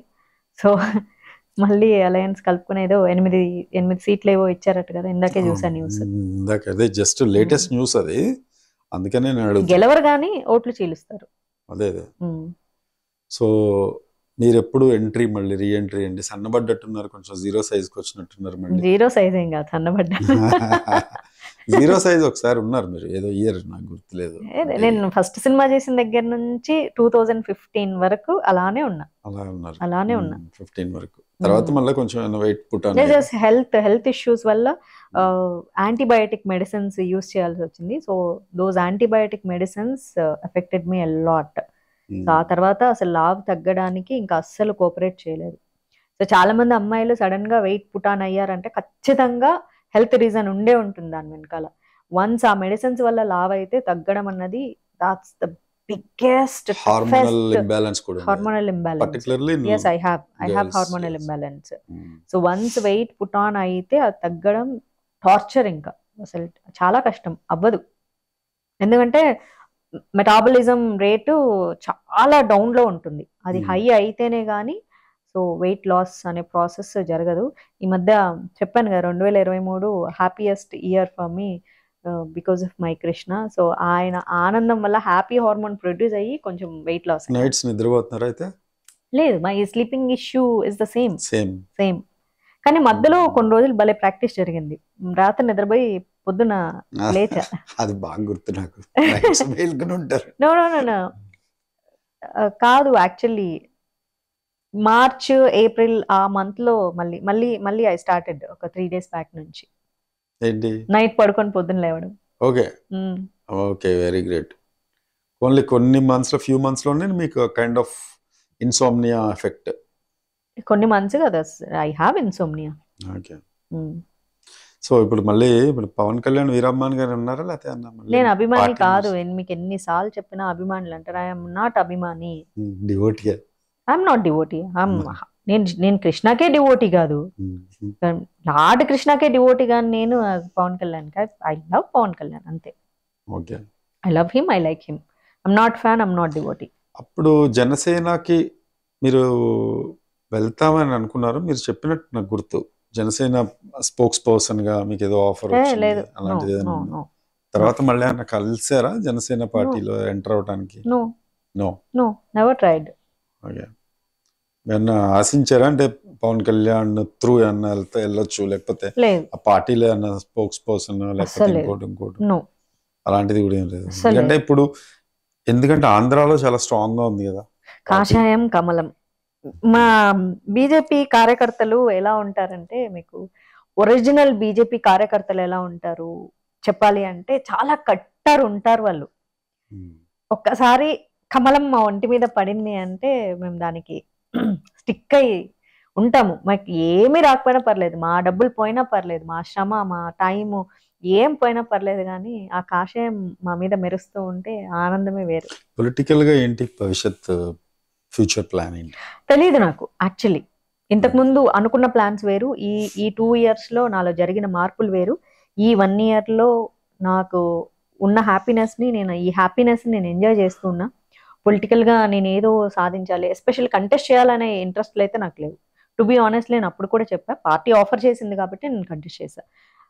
నేను ఎప్పుడు పబ్లిక్ పాలిటిక్స్లో ఉండాలని అనుకోలేదు, ఎమ్మెల్యేగా వెలగబెట్టి చేయాలని అనుకోలేదు. ఆపర్చునిటీ వచ్చింది, పని చేశాం. పార్టీ కోసం పని చేయమన్నారు, పార్టీ కోసం పని చేశాను. అండ్ నాలాంటి వాళ్ళని ఎలాగో ప్రజలు ఖచ్చితంగా గెలిపించరు. It is highly impossible. నీతి, నిజాయితీ, మంచితనం, మానవత్వం, సహాయ గుణం ఉన్న ఎవరిని ప్రజలు ఎప్పటికీ గెలిపించరు. అది ఎలా జరుగుతుందంటే, ఒకవేళ గెలిస్తే అదేదో కలలో ఇలలో జరగనటువంటి ఓ సంఘటన లాగా. నేషనల్ బీజేపీ కదా. నేనేమన్నా అంటే, గెలిపించడం అంటే కలలో ఇలలో ఎప్పుడో ఒక చోట 100,000 కోటికొక్కరు అంటారు చూడండి, అట్లా ఎవరో ఒకరిని అలాగా అదృష్టం వరించి ప్రజలు గెలిపిస్తారు అంతే. సో వాళ్ళు అందులో నరేంద్ర మోదీ గారు ఉన్నారు అంతే. అది చెప్తున్నారు, ఆ ప్రజల యొక్క అదృష్టం వల్ల అలాంటి వ్యక్తుల్ని గెలిపిస్తారు. సో నాలాంటి వాళ్ళని గెలిపించుకునే అదృష్టం ప్రజలకి లేదు. ఎందుకంటే నిజంగానే ప్రజలకు ఏమైపోతుందంటే, ఇక్కడ ప్రజలు తప్ప నాయకులు తప్ప అంటే, మొదట నాయకులదే తప్పు. ఏదో చేస్తారు అని చెప్పేసేసి ఆశలు పెట్టి ఆఖరికి ఏమీ చేయకపోవడం వల్ల ఎవరొచ్చినా పీకేదేం లేదు అనేటటువంటి ఒక నిరుత్సాహం ప్రజల్లో వచ్చేయడమే దానికి కారణం. ఎవరొచ్చినా పెద్ద మార్పులు ఏం జరగవు. ఏం జరుగుతుంది? ఏమీ జరగదు. వీళ్ళు ఇంతే, అందరూ ఇంతే, అందరిది ఒకటే కోవా, అందరిది ఒకటే తోవా అని చెప్పేసి డిసైడ్ అయిపోయారు. అందుకే పవన్ కళ్యాణ్ కూడా గెలిపించలేదు, ఎందుకంటే నమ్మట్లేదు ప్రజలు. ఇప్పుడు ఈసారి ఎలా ఉంటుంది అంటారు Andhra politics? Pavan Kalyan and TDP alliance గెలుస్తుందంటారా? ఒకవేళ గెలిస్తే సీఎం ఎవరు? ఒకవేళ గెలిస్తే కదా అంటే మీకు డౌట్ ఉందా గెలవరు అని? మళ్ళీ ఈసారి మళ్ళీ జగన్ ప్రభుత్వం వస్తుందంటారా? మళ్ళీ సర్వమంగళ మేళాలే అంతే.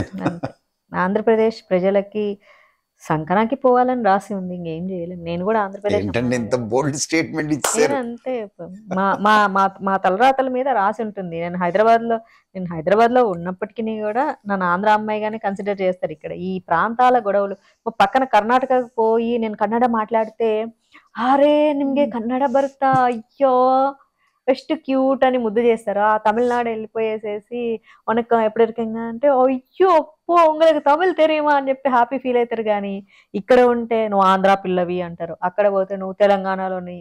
ఈడ ఈడ కొట్టుకొని చచ్చిపోతారు. మొన్న ఏదో ఒక ఇంటర్వ్యూలో కూడా అడిగారు, నువ్వు మొత్తానికి తెలంగాణ తెలుగు మాట్లాడితే నువ్వు తెలంగాణ అమ్మాయి అయిపోతారు. మరి ఏమవ్వాలిరా, నేను తెలుగే కదా మాట్లాడుతున్నా. End of the day slang మారింది అంతే. స్లాంగ్ మారిందంటే ఎక్కడుంటే హైదరాబాద్ ఆ స్లాంగ్ మారుతాము. అరే ఏ ప్రాంతంలో ఉంటే ఆ ప్రాంతం ఫుడ్ తినమా, ఇంటి దగ్గర చెప్పపోయారా నుంచి మూట ఆడ కట్టుకొని ఉంటా ఈడ తెచ్చుకుంటారా? ఉంటా అని. అన్ని చోట్ల ఉంటా, చెప్పిన అది ఆడా ఉంటా ఈడా ఉంటా అన్ని చోట్ల ఉంటా, నేనే కృష్ణుడిని.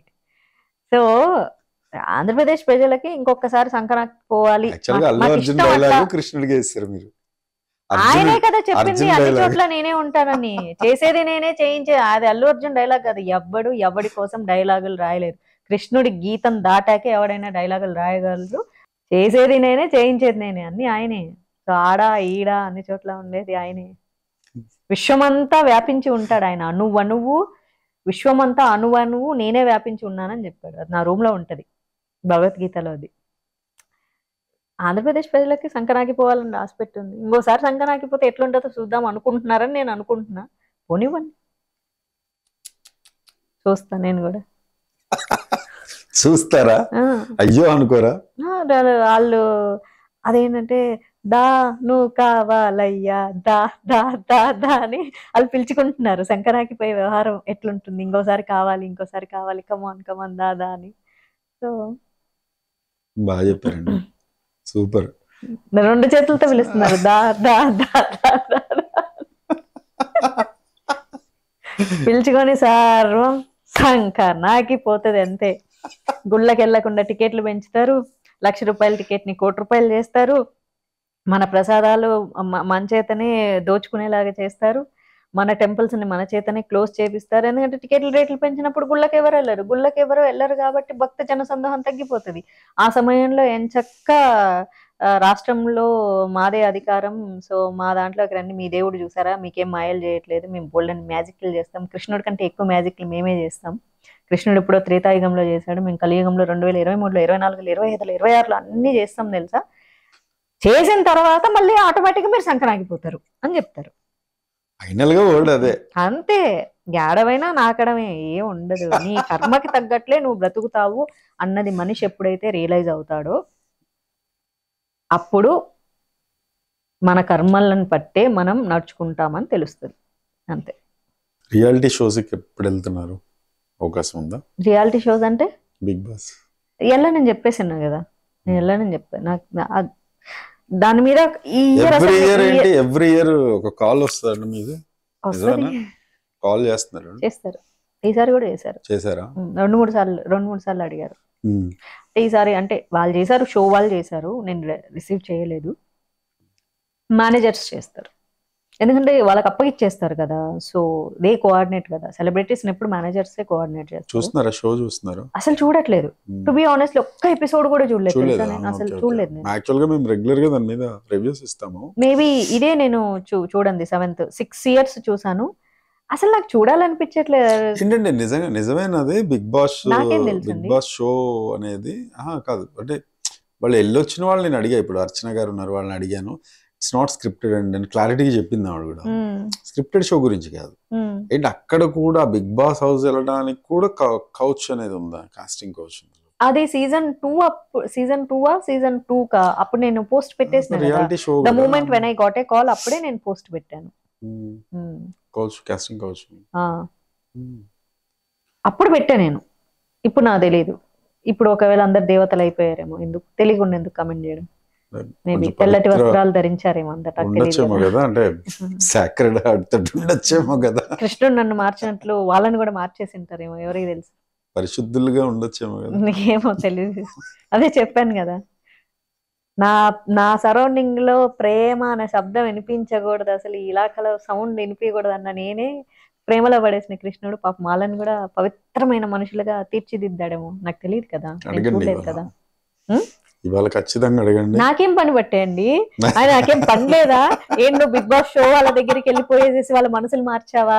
పవన్ గారి మనసులోకి వెళ్ళి ఆయనకి 4 గోపికల్ని పంపిస్తావు, ఇదే పని? నాకేమన్నా మాకెందుకు, మమ్మల్ని లాక్కండి. నాకు అనవసరం. అసలు నేను కృష్ణుడిని నీ గోపికలు ఎలా ఉన్నారని కూడా అడగను. అంతే, నేను మాట్లాడుకోవడమే నాకు సరిపోతుంది. My time is my time. కాదు అలా మాట్లాడుకొని ఇది చేసినప్పుడు ఒక సీక్రెట్ కెమెరాలో ఏదన్నా చేయొచ్చు కదా. ఏం మీరు చేస్తారు? మాట్లాడింది అంటే మీరు మాట్లాడేది ఒక టైప్ ఆఫ్ ఇది వచ్చేది ఏదైనా అంటే మనం స్ప్రెడ్ చేయొచ్చు కదా. ఏంటండి ఇప్పుడు ఏంటి అఫెక్షన్ లవ్ ఏదో ని కూడా. ఊర్లో ఆ ట్రంపెట్ సౌండ్స్ కి అమ్మోర్లాగా వచ్చి ఊగిపోతారు అనుకున్నా, అట్లాంటి కథలు కహానీలు అదేం కాదు, అవన్నీ మనిషి యొక్క హ్యాపీగా సైకలాజికల్ కూర్చుంటారు. వీక్నెసెస్. ఇప్పుడు మీతో ఎలా మాట్లాడతాను అలానే మాట్లాడతాను. ఓపెన్ గా ఆ, మామూలుగా కాదు. నో ఓకే, నేను ఇందాక నుంచి మీరు ఇట్లా జస్ట్ థాట్ ప్రాసెస్ ఏమో అనుకుంటున్నా నో నేను. నో, మాట్లాడతాను కూర్చొని. Oh my god. ఎవరైనా కృష్ణ ప్రేమికులు అలానే మాట్లాడుకుంటారు, ఎందుకు మాట్లాడుకోరండి? ఇప్పుడు మనం రామకృష్ణ పరమహంస గారి కథ విన్నప్పుడు ఎవరో చూసి చెప్పకపోతే రాయకపోతే మనకు ఎలా తెలుస్తుంది అమ్మవారి దగ్గర ఆయన మారం చేసినట్లు? నాకెందుకు నువ్వు కనిపించవు, నాతో ఎందుకు నువ్వు మాట్లాడవు, నేనేం తప్పు చేశాను, నీ బిడ్డను నువ్వు అసలు మాట్లాడవా అని ఆయన మారం చేసింది, ఆయన గోల చేసింది ఎవరో చూశారు కాబట్టే కదా ఆయన కథ రాయగలిగారు. లేదా ఆయన ఆయన చెప్తున్నారా నాకు తెలియదు, కానీ ఆయన అమ్మవారి దగ్గర మారం చేశారని చెప్పేసి నేను గరికపాటి గారి స్పీచ్ల్లో నేను విన్నాను. మరి ఆయన ఆయన మారం చేసి అమ్మవారి దగ్గర అంత గోల చేశాడు కదా, నాకు కనిపించు కనిపించు కనిపించు అని మాట్లాడుతున్నారు కదా అట్లే. ఓకే, సో అప్పుడు ఇంట్లో అమ్మ రియాక్షన్ ఏంటి, మీ అమ్మగారి రియాక్షన్? మా అమ్మకి తెలుసు, మా అమ్మకి ఏమనలేదు? హ? ఏమనలేదు మిమ్మల్ని? నేనేమన్నా, నేను ప్రేమించేది ఏమన్నా ఓ పనికి వల్ల ఏదమన్నా ఏం అది మాట్లాడుతున్నారు? కాదండి. నేనేమన్నా ఒక రౌడీగానే ఒక భోగాన్ని ప్రేమిస్తున్నానా? సాక్షాత్తు శ్రీకృష్ణ పరమాత్ముడు ఆనందం ఇచ్చిన ఆయన, ఆయనతో ఆనందంగా ఉంటే ఆహా, అది కాదండి. భగవంతుడు అంటే అది అలా కాదు. ఆయన మనిషిలో మీరు ఆయన సపోజ్ ఆరాతో ఒక మనిషి నేను వస్తాను అని చెప్పాడు. అది మా అమ్మకి కూడా తెలుసు. The okay moment he told me, మా అమ్మకి చెప్పా, మా అమ్మ కూడా చాలా హ్యాపీ. ఓకే ఇది కేవలం కృష్ణ ప్రేమికులకు మాత్రమే అర్థమైంది. తెలుసు అండి. ఆ కృష్ణ ప్రేమికులకి ఎవరెవరికైతే ఆయన నేను వస్తాను అని చెప్తాడో వాళ్ళకి ఖచ్చితంగా ఆయన ఆరాతో ఒక అద్భుతమైన మనిషి వస్తాడు. ఆయన ఆరాతో ఉంటారు, ఆ క్వాలిటీస్తో ఉంటారు. అది కృష్ణ ప్రేమికులు అందరూ బిలీవ్ చేస్తారు. అనుకోకుండా నాకు కూడా మొదట్లో కొంతమంది చెప్తూ ఉంటే అవునా అలానా అని సర్ప్రైజ్ అయ్యేదాన్ని, కానీ ఇప్పుడు నేను ఎక్స్పీరియన్స్ చేస్తున్నాను. అది మనిషే. ఇది వరకు సినిమా స్టార్స్ దొరికిపోయేవాళ్ళు కెమెరాలకి, ఎన్నో ఆడియో మెసేజ్లకి. ఏం దొరికిపోయేవాళ్ళు అంటే చాలా మంది ఇప్పుడు కెమెరాల లోపల తెలియకుండా ఎక్కువగా జర్నలిస్టులు కూడా దొరికేవాళ్ళు. ఎట్లా అంటే ఆయన ఏంటి స్క్రిప్ట్ ఏంటి రాసేవాడు బుద్ధి ఉందా లేదా, ఎలా చదవాలనిపిస్తుంది అని ఫ్రస్ట్రేటెడ్ జర్నలిస్ట్ ఎలా దొరికాడు పాపం. సేమ్ అదేలాగా మీకు గుర్తు ఇంట్రెస్ట్ పోయింది సార్, నాకు మొత్తం ఇంట్రెస్ట్ పోయింది మీ ప్రశ్న అడగంగానే పోయింది ఇంట్రెస్ట్. చెప్పాలన్న ఇంట్రెస్ట్, చదవాలన్నది మొత్తం. ఎలాగా ఇప్పుడు పొలిటీషియన్స్ కూడా బాగా దొరుకుతున్నారు. అంటే మీరు ఇందాక అన్నట్టు ఒకడు లిటరల్ గా దొరికిపోయి కూడా అదేంటండి మినిస్టర్ దొరికాడు కదా మొత్తం నూడుగా మసాజ్ అంటాడు, మసాజ్ అంటాడు, లేకపోతే ఇంకోటి అంటాడు, అలా చేయగలరా ఎవరన్నా అంటాడు, నేను కాదంటాడు. సురేఖ సురేఖేనా? సురేఖే. ఓకే, సురేఖ అలా పరిచయం ఉందా? నాకేం లేదండి, నాకు సంబంధం లేదు. ఓకే, నన్ను లాగద్దు ఏమంటారు, మీరేనంట కదా ఆ మినిస్టర్ ఆడియో లీక్ చేసింది, ఎంపీ వీడియో లీక్ చేసింది. లేదండి, ఒకవేళ అలా లీక్ చేసి ఉంటే ఈ పాటికి ఇంకెప్పుడో ఎక్కడో అన్ని సర్దేసుకొని ఇంకేదో చేసేవాళ్ళం, వ్యాపారం పెట్టుకునేవాళ్ళం. ఎవరన్నా అడిగినా కూడా ఏం చేస్తున్నాం వ్యాపారం అనేవాళ్ళం, అలా అడిగేవాళ్ళం. ఇప్పుడు అంటే యథా రాజా తదా ప్రజ అన్నారు ఇంతకు ముందు, సేమ్ అట్లాగే పదవులు కూడా అలాంటి వాళ్ళకి ఇస్తున్నారు. పవిత్రమైన ప్లేసుల్లో కూడా ఏం జరిగిందండి అప్పుడు, ఐడియా ఉందా మీకు? ఏం జరిగింది ఆంధ్రప్రదేశ్లో వెనక నుంచి పట్టుకునే వాళ్లకు తిరుమల తిరుపతి దేవస్థానం లాంటి గొప్ప గొప్ప స్థలాలలో ప్లేస్మెంట్స్, కొత్తగా ప్లేస్మెంట్స్ కూడా తిరుమలలో న్యూ స్టాఫ్, అందులో అన్య మతస్థులకి చాలామందికి ఎంప్లాయ్మెంట్ ఇవ్వడం జరిగింది. వాళ్ళు ఏంటంటే పైన కొండ మీద ఉంటారు, వాళ్ళ దేవుడు తిండి పెట్టకపోవడం వల్ల మన దేవుడి దగ్గరికి వచ్చి ఉద్యోగాలు చేసుకుంటూ మళ్ళీ కిందికి వెళ్ళి వాళ్ళ దేవుడి దగ్గరికి వెళ్ళి అయ్యా ప్రభు పైన ఉన్నటువంటి హిందువుల దేవుళ్ళు మాకు ఫుడ్ పెడుతున్నారు అని చెప్పేటటువంటి ప్రభువులు పరిపాలిస్తున్నటువంటి రాష్ట్రంలో మరి మసాజులు, సురేఖలు, వీడియో కాల్స్ ఇలాంటి వాళ్ళు మన అసెంబ్లీలలో మన పార్లమెంట్లలో ఏం ఏం ఏం విహంగా ప్రయాణము ఏదో అంటారు కదా, అలాంటివన్నీ చేసుకుంటూ ఉంటే మరి అలాంటి వాళ్ళ చేతిలో మళ్ళీ ఆంధ్ర రాష్ట్ర ప్రజల యొక్క భవిష్యత్తుని పెట్టాలని చెప్పేసి ఆంధ్ర రాష్ట్ర ప్రజలు కుతూహలపడుతున్నారు. మరి అంత కుతూహలపడుతూ ఉన్నప్పుడు వాళ్ళని నేను ఎలా ఆపుతాను చెప్పండి? ఎవరేం చేయలేరు, ఎవరేం చేయలేరు కోత కదా. వేటు దూరంలో కూడా లేరు. అంతే, మేము సంకనాగిపోతాం, మేము సంకనాగిపోతాం, దా దా దా దా అంటుంటే ఎవడేం చేస్తాడు? మాకు అట్లాంటి వీడియో కన్నా ఇప్పుడు మళ్ళీ లేదు అనుకో, మాకు అట్లాంటి వీడియో కాల్స్ చూసే మహద్భాగ్యం దక్కదేమో అని ఆంధ్ర రాష్ట్ర ప్రజలు ఫీల్ అవుతూ ఉంటే, అలాంటి ఆడియో కాల్స్ సురేఖ మసాజ్ అంతా చేస్తారా అని చెప్పి ఇలాంటి ఆడియో కాల్స్ వినేటటువంటి అద్భుతమైన అవకాశాన్ని ఆంధ్ర రాష్ట్ర ప్రజలు మిస్ అవ్వకూడదు అంటే ఖచ్చితంగా మీరు అలాంటి ప్రభుత్వాన్ని మళ్ళీ గెలిపించండి. ఆంధ్ర రాష్ట్ర ప్రభుత్వం అలా ఉంటేనే, ప్రజలందరూ సంకనాకిపోతేనే నాకు చూడడానికి ఎంతో ఆనందంగా ఉంటుందని చెప్పేసి ఒక ఆంధ్రప్రదేశ్కి సంబంధించిన అమ్మా నాన్నలకు పుట్టిన బిడ్డగా కోరుకుంటున్నా. సూపర్. యథా రాజా తథా ప్రజ కాదు, యథా ప్రజ తథా రాజా. జనాలు ఎట్లున్నారు, పొలిటిషియన్ ఒకప్పుడు యథా రాజా తథా ప్రజ, తథా ప్రజ తథా ప్రజ యథా రాజా. సూపర్ అండి, చాలా బాగా చెప్పారు.